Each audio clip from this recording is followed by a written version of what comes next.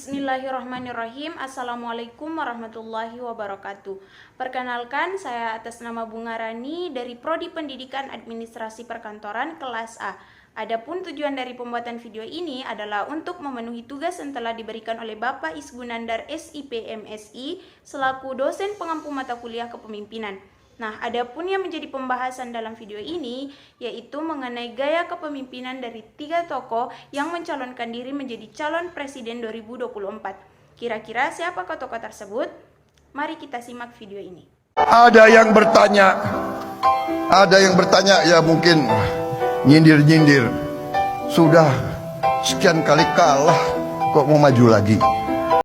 Dan mengirimkan pesan kepada seluruh penjuru negeri. Kami berkumpul di tempat ini dari seluruh lokasi di Indonesia untuk menyatakan bahwa kita itu udah belajar demokrasi lama. Maka sebenarnya setiap 5 tahun kita memilih pemimpin.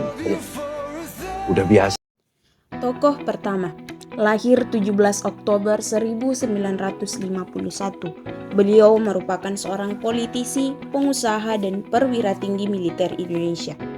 Beliau menempuh pendidikan dan jenjang karir militer selama 28 tahun sebelum berkecimpung di dalam dunia bisnis, politik, dan pemerintahan. Pada tanggal 23 Oktober 2019, beliau dilantik menjadi Menteri Pertahanan ke-26 Republik Indonesia. Jenderal TNI Purnawirawan Haji Prabowo Subianto Jojo Hadikusumo. Beliau adalah putra dari pasangan Bapak Sumitro Jojo Hadikusumo dengan Ibu Dora Maria Sigar yang lahir pada 17 Oktober 1951 di Jakarta. Tokoh yang berdarah keturunan militer ini sudah berkiprah dalam berbagai hal dan bidang. Pak Prabowo banyak mendapatkan penghargaan, diantaranya ialah Bintang Kartika Eka Paksinararia, Bintang Yuda. Pak Prabowo banyak menghabiskan masa mudanya di kemiliteran. Pak Prabowo seorang yang banyak kelebihan, bahkan sangat menonjol dibanding rekan-rekannya semasa di Akademi Kemiliteran. Beliau mampu menguasai beberapa bahasa asing seperti Inggris, Prancis, Jerman, dan Belanda.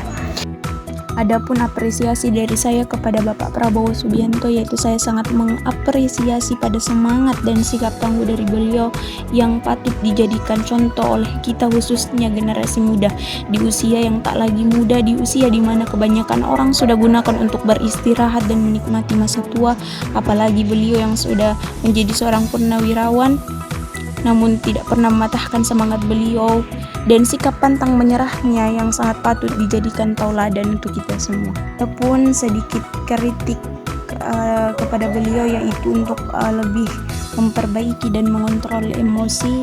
Sifat beliau yang kadang sinisme dan populisme akan disorot oleh media massa. Akan tetapi beliau tetap berusaha untuk mencoba yang terbaik dan memperbaiki diri dan tetap membawa diri ke arah yang lebih positif terhadap kepemimpinannya. Menjadi Gubernur DKI Jakarta yang telah mendapatkan banyak penghargaan atas pencapaian yang diraih selama hampir 4 tahun menjabat sebagai Gubernur DKI Jakarta. Beliau menetapkan banyak kebijakan serta program-program kerja yang menurut masyarakat cukup efektif dalam penanganan beberapa kasus-kasus permasalahan baik itu sosial, permasalahan transportasi, permasalahan banjir, serta permasalahan lainnya yang terjadi di ibu kota DKI Jakarta. Bahkan pada masa periode pemerintahan Presiden Joko Widodo dan Yusuf Kalla, beliau pernah diangkat sebagai Menteri Pendidikan dan Kebudayaan dalam Kabinet Kerja pada tahun 2014. Beliau dikenal mempunyai sifat tegas. Beliau selalu berusaha untuk bagaimana menghasilkan suatu kebijakan dengan sikap yang jujur. Beliau adalah Anies Baswedan yang mempunyai nama lengkap Anies Rashid Baswedan. Ia dilahirkan pada tanggal 7 Mei 1969 di Kuningan, Provinsi Jawa Barat. Anies Baswedan lahir di tengah-tengah keluarga akademisi. Beliau merupakan anak pertama dari Dr. Andes Rashid Baswedan SU yang bekerja sebagai dosen Fakultas Ekonomi di Universitas Islam Indonesia. Ibunya bernama Prof. Dr. Aliyah Rashid MPD yang bekerja sebagai guru besar dan dosen Fakultas Ilmu Sosial dan Ilmu Politik di Universitas Negeri Yogyakarta. Anies Baswedan juga merupakan seorang cucu dari pejuang kemerdekaan Abdurrahman Baswedan yang juga menjabat menjadi seorang menteri pada masa awal kemerdekaan. Tidak diragukan lagi latar belakang keluarga yang dimiliki oleh Anies Baswedan dari seorang cucu pejuang dan dilahirkan dari keluarga akademisi. Nah, adapun gaya kepemimpinan yang digunakan oleh Pak Anies Baswedan merupakan gaya kepemimpinan yang karismatik dan demokratif, di mana gaya kepemimpinan karismatik dan demokratif merupakan gaya yang beliau gunakan dalam mempersuasi anggota serta para penduduk untuk dapat bekerja sama menyokong program-program kampanye dan pemerintah ibu kota.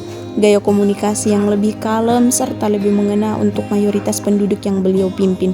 Gaya kepemimpinan yang karismatik ini lebih mudah diterima oleh masyarakat karena gaya karismatik ini menerapkan kedekatan serta keterbukaan pemimpin dengan masyarakat, di mana masyarakat dapat bertemu langsung dan berinteraksi secara langsung dengan pemimpinnya.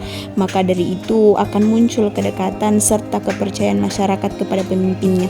Singkat saja, apresiasi dari saya kepada Pak Anies Baswedan yaitu saya sangat mengapresiasi pada cara bicara beliau yang lemah lembut, yang jelas sehingga membuat kita mudah untuk memahami apa yang beliau katakan. Dari gaya kepemimpinan Pak Anies mempunyai kelemahan karena dari pendekatan yang dilakukan secara populis bisa menjadi jebakan. Dalam beberapa kasus, Anies kerap kali menabrak aturan dan tidak memberi kepastian untuk tiap implementasi kebijakan-kebijakan yang telah dibuat. Kan hal itulah dapat membuat beberapa masalah yang akan timbul mengiringi kebijakan yang kurang tepat. Gaya kepemimpinan yang diterapkan oleh Pak Anies juga dapat memberikan banyak kesempatan penduduk untuk mengutarakan pendapat serta permintaan atau permohonan untuk daerahnya, akan tetapi biasanya terdapat pula penduduk yang tidak bisa memahami posisi dari seorang pemimpin. Tokoh ketiga merupakan Gubernur Provinsi Jawa Tengah yang telah menjabat selama 2 periode. Beliau berasal dari keluarga sederhana dan lahir pada 28 Oktober 1968 di desa dekat lereng Gunung Luwu, Karanganyar. Beliau adalah anak kelima dari 6 bersaudara. Ayahnya bernama S. Pamuji dan ibunya bernama Sri Suparni. Terdapat fakta unik dalam pergantian nama beliau dari Sungkowo menjadi Pranowo. Hal tersebut dilakukan oleh orang tuanya agar nama tersebut memiliki arti yang lebih baik. Ya, beliau adalah Ganjar Pranowo. Beliau mengenyam pendidikan sekolah dasarnya di SD Kuta Arjo, Purworejo. Kemudian dilanjutkannya pada SMP Negeri 1 Kuto Arjo dan SMA BOPKRI 1 Yogyakarta. Setelah lulus SMA, beliau melanjutkan pendidikannya di Fakultas Hukum Universitas Gadjah Mada, Yogyakarta. Cerita kehidupan Ganjar Pranowo tidaklah mulus begitu saja. Walaupun ayahnya seorang polisi, tetapi beliau mengaku juga pernah merasakan pahitnya berjualan di pinggir jalan dan keharusan mengambil cuti kuliah karena keadaan ekonomi keluarganya semenjak duduk di bangku sekolah dasar hingga perkuliahan.